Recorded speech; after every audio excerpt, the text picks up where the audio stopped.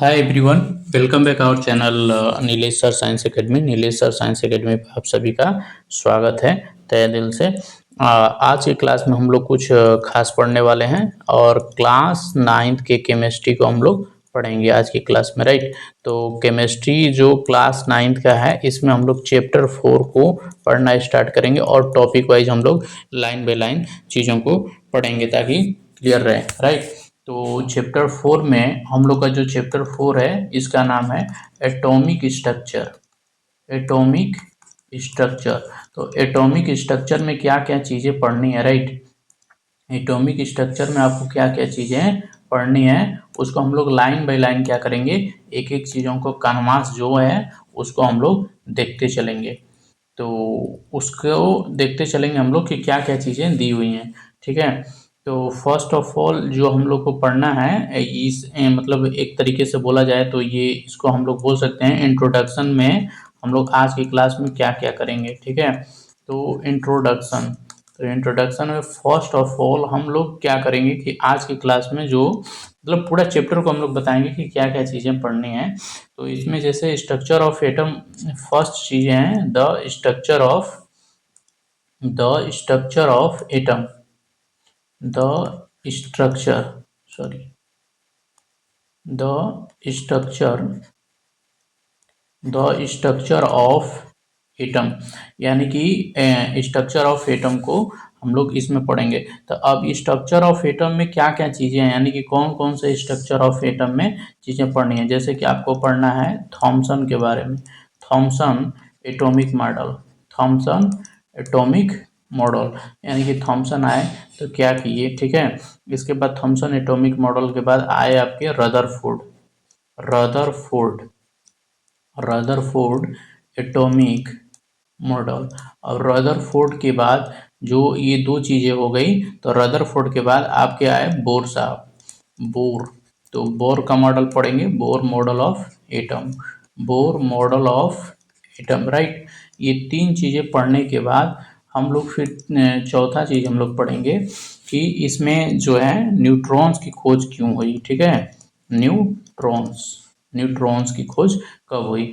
अब जैसे कहने का मतलब है, डेट मीन्स कि जैसे कहने का मतलब है कि थॉमसन क्या किए, थॉमसन ने किया खोज आपका इलेक्ट्रॉन का, रदरफोर्ड किसकी खोज की आपके प्रोटॉन। ये दोनों चीज़ें क्या किए, प्रोटॉन की खोजें हुई, ठीक है। प्रोटॉन प्लस न्यूट्रॉन की खोजें हुई और उसमें बताई गई, राइट। अब जैसे कि न्यूट्रॉन्स की खोज में क्या क्या हुआ, ठीक है। न्यूट्रॉन्स की खोज के बाद हम लोग थोड़ा सा इसमें इलेक्ट्रॉनिक कॉन्फ़िगरेशन भी पढ़ेंगे, कॉन्फ़िगरेशन भी पढ़ेंगे, इसमें इलेक्ट्रॉनिक विन्यास जिसको हम लोग बोलते हैं वो भी चीज़ें पढ़ेंगे, ठीक है। और इसके बाद हम लोग देखेंगे कि जैसे इसमें वैलेंसी भी पढ़ना है, वैलेंसी पढ़ना है जिसको हिंदी में हम लोग संयोजकता बोलते हैं, संयोजकता, राइट। तो ये चीज़ें पढ़नी है। और इसके बाद अब एक जैसे कि आपको एटॉमिक नंबर के बारे में पढ़ा जाता है, एटॉमिक नंबर और एटॉमिक मास के बारे में, atomic number and atomic mass. तो atomic number and atomic mass में पहला नंबर तो आप पढ़ेंगे मास नंबर के बारे में, राइट। मास नंबर के बारे में पढ़ेंगे। मास नंबर के बाद पढ़ेंगे आपको एटॉमिक नंबर के बारे में, एटॉमिक नंबर के बारे में। इसके अलावा आप पढ़ेंगे आइसोटोप्स क्या होते हैं, राइट। इसके बाद पढ़ेंगे आइसोबार्स क्या होते हैं।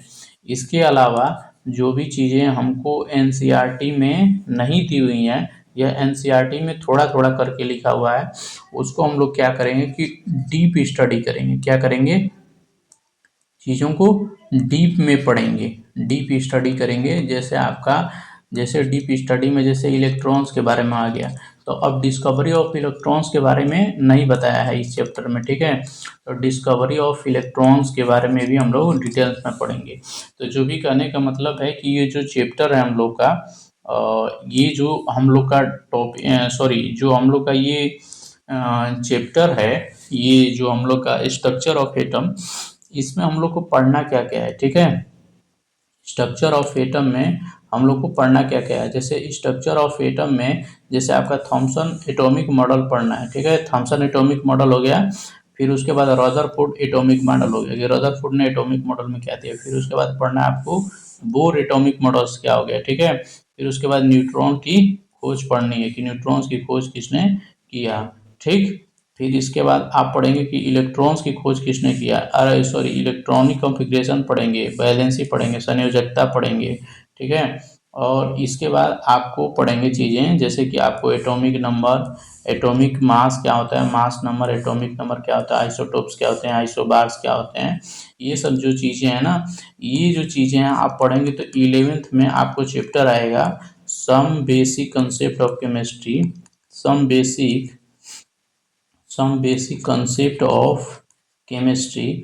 उसमें ये चीज़ें क्या होंगी, उसमें ये चीज़ें यूज होंगी, राइट। तो ये चीज़ें आपको यहाँ पे पढ़नी है। तो अब इसमें क्या करेंगे हम लोग कि टॉपिक वाइज जो चैप्टर है उसको हम लोग पढ़ते चलेंगे, ठीक है। तो मिलते हैं अगली वीडियो में, आज के लिए इतना ही, थैंक यू।